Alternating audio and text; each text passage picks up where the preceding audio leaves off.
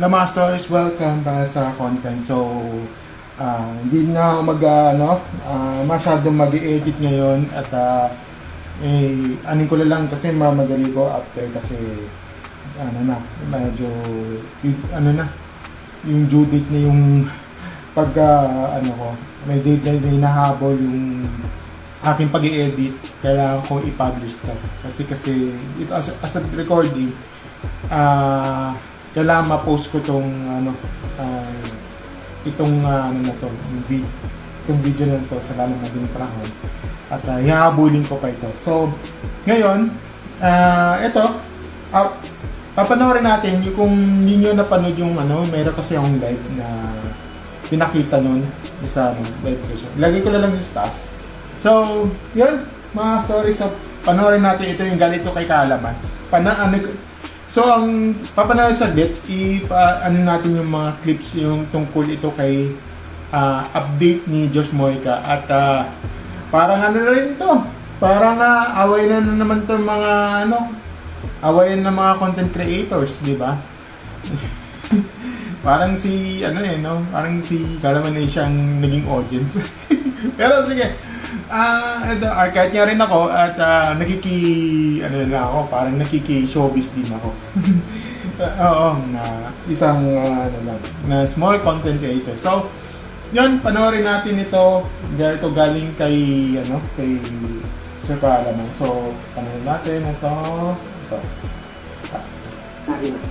Ikaw, kayo recently, viral na post from a Josh Mojica fan page. Nagsabing, 21 years old, binari na. Ikaw, kayong pero siya talaga ang Bago lumaki at naging personalan na ang issue na ito at ang nasa opposing side ay lubos na ng gagalaiti at gusto talaga tapusin ang kahambugan ni Josh. Kasi pag kami, hindi naman. Kaya mo. Hindi nagsaseparate sa ating dalawa. Ikaw sa buhay niya. Life is this. I don't want this. Sa nakaraan nating video ay pinag-usapan natin kung saan nagsimula ang lahat and I highly encourage na panoorin nyo yun after ng video na ito. Yung sa akin naman sa live yung live version na ko. Yan. Long story short ay may isang quote-unquote fan page ni Josh Mojica na kung tawagin ay King Josh Mojica ang nag-post ng mga katagang 21 years old, bilyonaryo na, ikaw.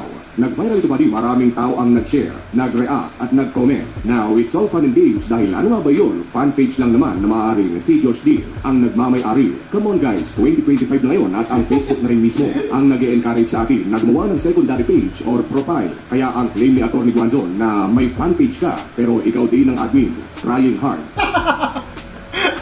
Oo nga. Sa akin kasi ako naman user naman isang profile yung personal profile ko, yung profile page ko. Yung isa naman as na fan page ko, which is yung Mike Stories. So ito yung sa profile ko, wag niyo nang diktahan yun kasi this is my personal. Hindi ko na tinututok yun.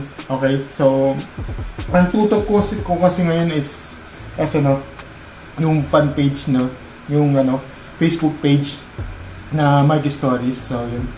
Hindi malabo, switch ka lang ng profile, then boom, okay na. Gawin ba naman tayong 8080 at bagong panganak ni Josh. Ngayon, oo nga ginagawa tayong tanga no? Tuloy itong mag-viral ay dito nakagawa ng napakalaking pagkakamali si Mojica. Sinare niya kasi ito sa kanyang official Facebook page nang walang kung anong caption. Ito nga ang screenshot. 21 years old, bilyonaryo na.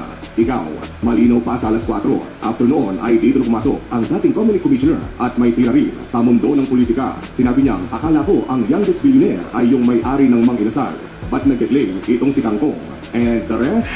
Ayun nga yung parang yun nga buti pa yung si Mang Inasal low-key lang, di ba? Ito si ito si Mr. Kangkong talagang ewan ko ba? Nag-alingangon na alapiyo Ito naman yung branding niya Kangkong. Yung isa yung branding niya ay tambay. Ewan ko. Darating din tayo dyan, okay? Is history. Sa ilang oras lang na lumipas ay kaliwat kanan ang naging patutsada ng dating commissioner at iisa-isahin natin ang lahat ng yan. Tulad nito, hindi pa nga tapos ang 90-day suspension ng LTO. May BIR naman. Teka lang, basahin ko. Hindi pa nga tapos yung 90 days suspension ng L2, may BR naman ang hahabol. From LTO to BIR. Diba? Real quick, man. Real quick.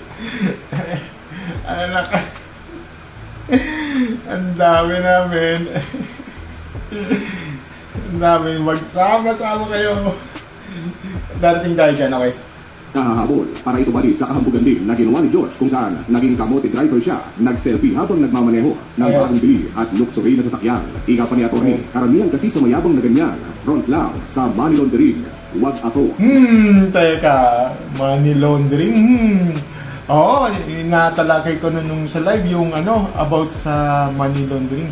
Yung biglang milyonary na agad. Alam ko na yun nga yung sa may business siya sa kangkong chips. At saka hindi nga umabot dito sa South eh. Diba? Doon ako nagtaka eh.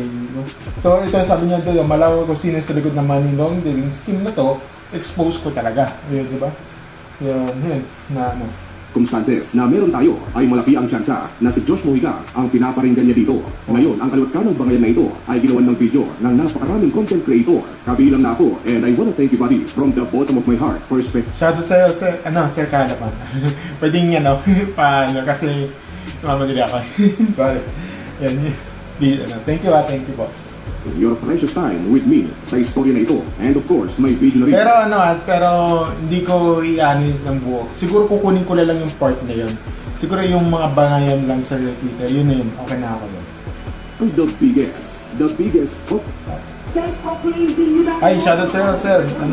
Boss so, ayun, dahil sa pressure ng napakaraming tao na pinikriticize siya sa kanyang ginawa, ay hindi na nakapagtimpi si Josh at gumawa na rin siya ng video upang ipagtanggol o ilubog palalo ang sarili sa video. Medyo hindi correct. Kay B, Pampio to Josh. Dito pa lang dito pa lang puti. Tapos, yung kay B, itim din. Hindi ko maintindihan yung mga Ginawa niya ay sinabihan niya ang kagalang-galang na dating komisyon. Malaking ahensya sa gobyerno. Kaya lang. Na pati isa sa pinakamatataas na leader ng ating lipunan, isang napakagaling na abogado at ating commissioner ng isa sa pinakamalaking ahensya ng gobyerno. Ay naniniwala at nagpapakalat po ng fake news. Ay! Fake news ka bala daw, ma'am? Grabe! Kung makapagbitaw ng salita. Ako bitaw ng salita, fake news. Dating commissioner, fake news. We all due respect kay talagang respeto ko naman talaga kay Ma'am Rowen, Ma'am Guanzon, nirespeto ko yun. Kaya hindi ko siya, kaya pagdating sa mga batas na yan, kailangan na tayo sundin dyan. Lalo sa mga BR. Kaya, yan, nako, yun na. Kung mga ganun po, kalaking tao, napapaniwala. Paano na lang yung mga normal na tao? Na para bang is rubbing it on her face na ikaw ang taas-taas na ng pinag-aralan at narating mo sa buhay as maniniwala ka sa fake news? Kasi sabi niya na pati isa sa pinakamatataas na leader ng ating lipunan, isang napakagaling na abogado at ating commissioner ng isa sa pinakamalaking ahensya ng gobyerno, ang naniniwala at nagpapakalat po ng fake news. Ay nako, patay. Ay nako, nakakalungkot. Tapos ganyan yung alipusta yung mga alam mo yung parang kahit sinong tao na ibinabangga niya. Oh my gosh. Ingat ka dyan, Josh. Patay tayo dyan. Malaki yung binabangga mo dito. Oh. Hindi naman nagpatinag dito si Atty. Kaya ang naging tugon niya dito ay nag-heart. So, nag-Harvard ako ng top 10 sa UP College of Law. Tapos ako sasabihin ng fake news peddler ni Boy Discarte sa ka-80-80 niya. Yun nga eh. Kaya 8-0 niya. So, as you can see, buddy, personal na ang eksena. Oo nga eh. Pardagulan ng mga may tira sa buhay. Super sa... Pardagulan ng mga, battle of the influencers is, yung parang battle of the business at saka, di ba? Na itong government, itong kapangyarihan na tao, di ba? Ingat ka dyan, men. Ingat sa binabanggaan mo, men. Kaya yung mga, kahit sabihin natin, even milyonaryo sa iba, na ano, dapat low-key ka lang. Dapat sumunod ka sa bulyo. Yung, imagine mo, binangga niya isang, dating commissioner. Nako.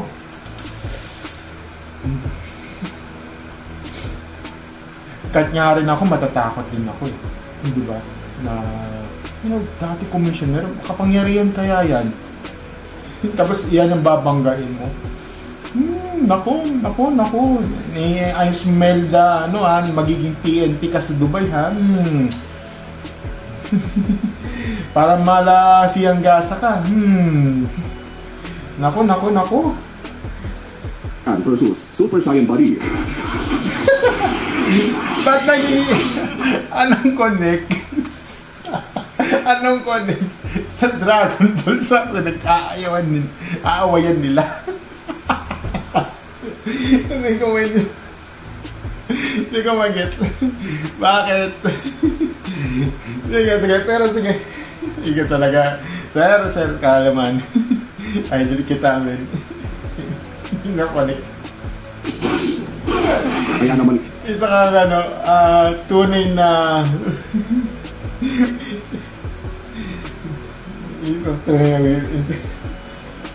si Atty. Ay parang si Goku rin na gustong kumpletuhin ang 7 Dragon Ball para matupad na ang kanyang wish na imbestigahan at turuan ng leksyon ng BIR itong si Josh Mojica. Kung ang Dragon Ball na nakuha niya ay si Rendon Labrador. Ika niya, nagtanong lang ako sa tax. Ito sabi niya, nagtanong lang ako sa taxes. Imbis na ilabas yung taxes, nagdrama with ads. May mga talaga na influencer. Kailangan ng ads. Ako nga, wala akong ads eh. Bakit? Kasi wala pa ako sa 1,000 subscribers. Tapos tatanungin mo ako na pinagkikita ko, nasaan ng hustisya?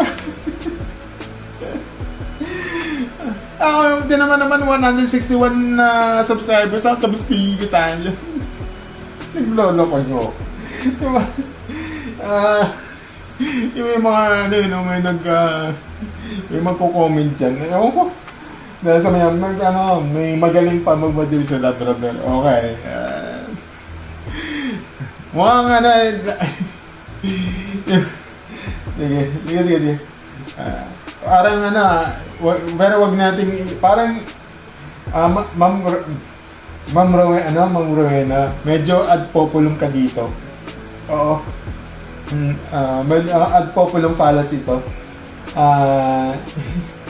Dinami po parang mas magaling para motivate si Labrador. Okay. Imbes na ilabas yung taxes, nagdrama with ads, mas magaling pang mag-motivate si Labrador. Nag-comment naman ngayon si Rendon at sinabi yung motivate. Ito sabi yan, may motivator kasi may kasamang sampal sa katotohanan. Yan ang tama naman. May sampal yan yung real talk. Magsabi ka lang, Atty, kung gusto mo sasampalin ko yung mga yan. Wala akong laban doon. Wala akong laban, sir. Okay? No, wala akong laban doon. Kahit sabihin mo malaki yung katawa ko, wala akong laban. Okay? Ayoko ng gulo. Okay? Ako nakikichismis lang. Parang ganun. Parang Yela Cruz lang, chismis. Ganun. Ito kasi, Ori, sabi niya, makagago was up man. Okay. Kasi si Boss MG. Boss MG, kailan naging next content mo? Ako naman gagawa ng rebat. Diba? Kailan ako naman gagawa ng rebat na. Ito. Ang next video para mag-rebat sa video. Agawa ng rebat. Tingnan mo ba di, pag-aaksayahan pa ng oras ni Atty. Itong si Josh Mojica at balak na gumawa ng video para mag-rebat sa video na ginawa ni Josh. At syempre, nag-reply dito si Makagago. Sabi niya, paulit-ulit lang Madam Daily upload po. Maraming pong salamat sa atin. Sabi Sojo. Uploads niya tuwing tanghali. Mga break time ng mga empleyado. At saka yung mga estudyante. Mga lunch time at mga break lunchtime ng mga empleyado para makapagpanood siya ng ganito. Yeah, ayan. Ayan. Ayan, abang-abangan na lang yung mga uploads ni Boss MG dito. Ayan, hindi. Ulit lang, Madam. Christian Albert Ito naman. Si Ian Gasa, may asamin ako sa'yo. Billionaire ba talaga yung may-ari ng Kangkong? Medyo matagal ko na nalaman yung sa akin eh. Dahil busy pa ang lola. Ito ang sabi niya, itong reply niya. Ito. Ako po, ito ganito kay si Ian Gasa. Ako po ay multi-billionaire. Kung pagsasama-samahin ng views ng mga Facebook post ko, bilyonaryo sa views, milyonaryo sa haters. Same with Josh Moica. Napatrending yung tao, mga patola kayong lahat. mga Gen Z, okay na mga pag... Okay. Sige. Mga Gen Z, okay. Ibang usapan na to, okay? Sige. Ibang usapan nito sa baba, okay? Ano yan, ibang topic yun, okay? Bilyonaryo na sa views. Yo, napakarami nang nagdamay. Ako, hindi ako kabilang sa pitong Dragon Ball. Ibang yun. Ano lang kami, kasama na ako sa nanonood ng tapos. yan, ganun, Ako doon. Tapos ito ay Ako na doon. Sunod-sunod pa rin ang mga patutsabi at orin kay Josh Moica at tila lalo siyang nalibagbaran sa inaspan ni Josh. Ika niya, favorite subject at practice ko, syempre, taxation. Sabay. Oo nga. Wow, attorney, ano yan? Subject ba ng yan? Di ba? Favorite subject natin yan. Tax evasion. Bakit kayo Rachel Pema nito 10,000? Oo. 6 years. Oo nga, no? Ito sabi niya sa improving quality of tax evasion. Fines can range from 500,000 to 10 million pesos. In other words, you can also be imprisoned for no less than 6 years but no more than 10 years. Grounds for fines and imprisonment as follows. Yun, ganun. Ako, malaking kaso to. Tax evasion. Hindi nagbabayad yung tax. Kaya, kaya doon ako nagtaka yung bakit biglang yaman to si Josh Moica. Diba? Tapos, may kotse sa Dubai, diba? Na parang BMW ata, basta yung mamahaling yung luxury car, yung ganun. Ng mga maaring parusa sa mga taong mapapatunayan na hindi nagbabayad ng tamang buwis. Chicks yan sobrang yaman. Ikaw ba naman, may sariling mundo. Hindi ka ba sobrang yaman noon? Nilagyan mo pa ng ads, yung drama mo be. Ganun talaga. Ma'am attorney, di na bago sa akin yan. Matagal ng issue na yan yung may ads. Okay? Jamil nga yung may yung Jamil nga, may ads, may ads yung mga, yung apology, mga apologize na, may mga ads din yun Hindi na ako Hindi na bago sa akin yan. Yung mga ads din. Nobody, mabalik tayo sa video ni Josh. Kung papanoorin mo ito, ay jump pack ang kanyang video. Maganda ang production quality. Andun ang sincerity. Naka-white shirt. Siguro to show innocence. Pero ang problema, malapyo balbuena ang galawan. Oo nga. Parang nag-i-interconnect. Josh. Why can't we open Ayan naman tayo sa nang-awayan ng mga awayan ng social media. TPC. Awayan ng mga TPC tapos biyod. Si attorney to Josh Moica. Sorry. Natatawa lang kasi ako kasi nag-i-interconnect kasi. Itong si hindi ko may gets bakit? Ang victim, kung yung kay Pio Balbuena kasi ay di umano, ay inaatake daw siya ng troll army ni TPC. Marami na kami. Pero ito yun nga, troll army. Ito na naka-block. Yung kay Yung Diyos naman, ito naman kay Diyos naman, ito naman, naka-white. Ito ng sincerity, naka-white shirt. Ayan o, naka-white. Tapos si Pio, Kung bakit? Matutuwa ka kaya kung meron ka-black. Ayan, ibang aspect yun. nila sa vlog at sa negosyo ko dahil sa matalinong pamamaraan. Matutuwa kaya kayo kung doon sa mga comments nyo at sa mga tindahan nyo na inaasahan nilang sales, puputaktihin ng maraming mga troll armies. Kaya ko din pong magbayad ng troll armies, pero hindi ko yung ginagawa dahil wala yun sa prinsipyo at pagkatao ko. Dito naman kay Josh Mojica, ay naging victim daw siya ng fake news. Nakakalungkot. Troll armies to fake news, wow. Ay, nako. Iba nagagawa ang internet. Sa pinakamataas na leader ng ating lipunan, isang napakagaling na abogado at dating commissioner ng isa sa pinakamalaking ahensya ng gobyerno, ang naniniwala at nagpapakalap po ng fake news. At yun naman talaga ang pinakamalaking kinakaharap ng problema ng mga Pilipino sa mundo ng internet. Kaya, nalulungkot ka. Karamihan mo nasa internet ay abala sa paggawa at pagpapakalat ng fake news. Sa pansarili naman sa pakalat. Kahit pa, makikita natin na sinare niya ito sa kanyang official Facebook page. Sinabi niya rin na wala siyang illegal at puro legal ang kanyang mga aktibidades. Nga eh. Kung fake news na lang pag-uusapan dito, kung sana alam mo, Josh, yan na naman eh, para kang si Pio Balbuena ka rin eh. Alam mo, Josh, labas mo na rin yung mga prueba. Ano ba? Kung totoong yan na allegation sa'yo. Nako, kung may yaman ka, money laundering, nako, malaking yan. Nako. Malaking malaking kaso yan. Nako. At saka ito, ma'am attorney Rowena.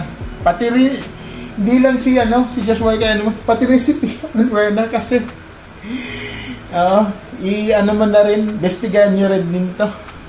Kasi, balita ko, yung si Pio Balbuena nagbebenta ng, matataas ang value eh. Pwede rin yun, i-investigahan mo na rin yun. Hindi lang si Josh, pati na si Pio Balbuena kasi nagbebenta siya ng ng tambay cup na worth 50k daw. Di ba yun? Medyo overpriced pero di ba? Yun talaga yun. Dapat may yung may kasama na may tax din doon, di ba? Today. I've always been diligent and compliant in running my business. Because everything I do is legal, transparent, and focus on truth. Pero mas maganda na pakita mo kay kay attorney para maging transparent ka. Hindi yung hanggang salita lang yung sinasabi mo. Bira naman mo. O nakukulangan ako sa video na ito kasi there is one thing, nag-iisang bagay na kulang sa video na ito, ang sagot sa tanong na kung nagbabayad nga ba siya ng tamang buwis o hindi. Kasi we can end all of this beef from the get-go. Kung sinabi niya lang sa video na yes, I've been paying all my tax duty, BIR is welcome to check all of my businesses, edi hindi na umaba pa ang usapan. Tapos na, end of story. Actually, dagdag mo pa kaya Balbuena, i-check man na din yung BR nila kung legit yung pinagbebenta nila kasi ang laki ng ang laki yung binibenta niya ng tambay cup eh. Yan ang gusto ko mangyari.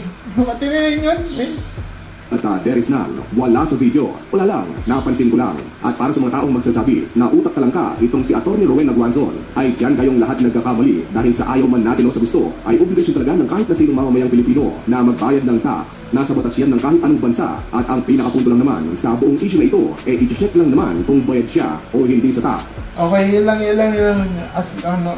Ang talagang point out dito is ang bottom line nandito, kung bayad ba siya o hindi. Yun lang naman ang Pero, ito talaga to si Josh Malapi yung Balbuena kanina dating yan yung turn off sa akin yun lang mga story, ano. Yun lang, hindi ko na hahabaan pa, hindi ko na tatapusin to. Yun lang mga stories, ano.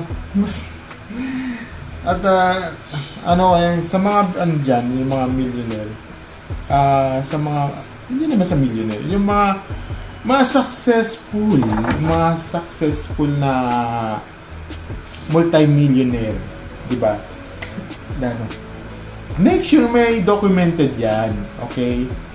Wala naman masama na ipakita yan. Pag naipakita, tapos ang usapan, wala nang problema, di ba?